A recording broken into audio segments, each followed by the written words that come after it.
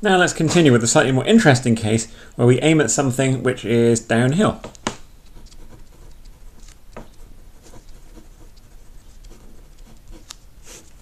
So in this case we're going to aim the gun downwards. So here's our gun at the top again, and we're going to say that it shoots in a... We aim it like this. This is the bore-sighted direction, and here's the wall again that it's striking into. If we had shot horizontally, of course, this would have been our trajectory. So this distance that we're going to try and measure is where does the bullet end up? So of course it probably won't end up exactly where we aim it, just like before, because as it's traveling through the air, it's falling. Now in this case, we're going to say that the distance to the target is the same as before. So d, in the previous case, remember, d was equal to dx. In this case, we're going to say that d itself is 150 meters. So in other words, if we had bore-sighted the gun 150 meters and then we aimed at something uphill or downhill, where would the bullet strike? That's what we're doing here. So that's distance d. We're going to call this side here dx. In that case, we can have this be the angle that we aimed, angle theta from the horizontal. And where does the bullet strike is the question. So let's just guess that it will be below our point of aim. So this is our point of aim again.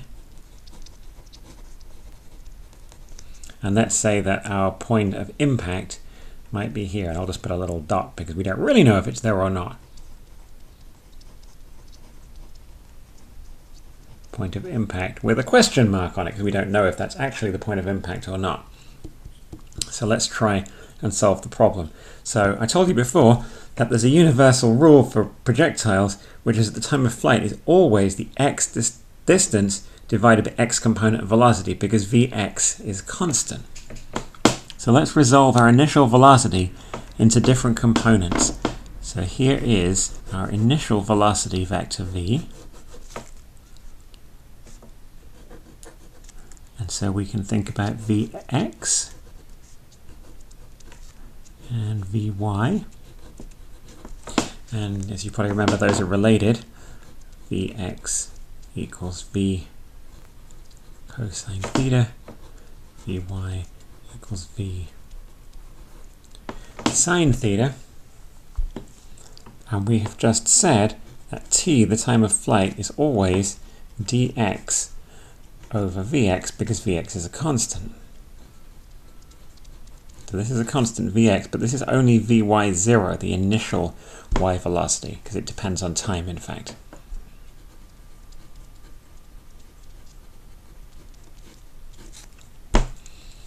So, do we know dx? Well, of course we do, because we know that this is 150 meters. In principle, we know this angle. So, this will be the hypotenuse. This side that we need will be the adjacent, so we can say that cosine of theta must equal dx over d.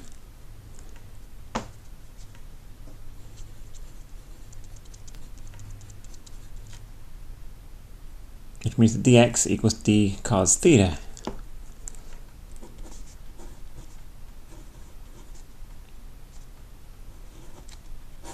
Over vx, we know vx is v cos theta.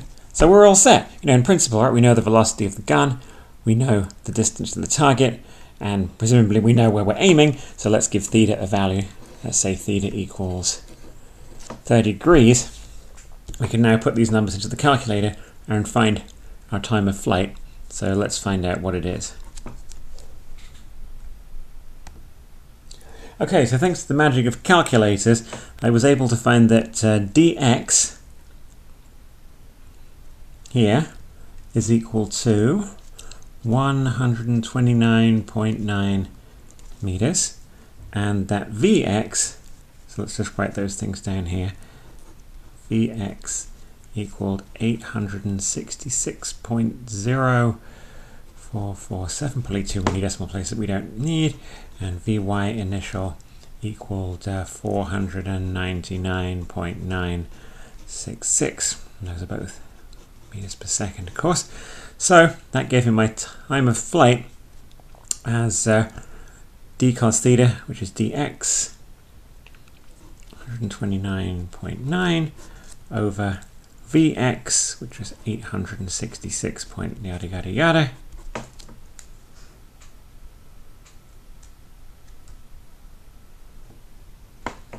Well, of course, you know what? We didn't even need to bother with the calculator because, of course, the cosine theta is cancelled, so it's just d over v, which is 150 over 1000, which is 0.15 seconds. And that's much more accurate than using the calculator because it avoids any rounding error that there might have been in those numbers. Okay, so we've got our time of flight, and then we can use the time of flight with the equation from before to just find, well, how far did the projectile fall in that amount of time? So let's try again.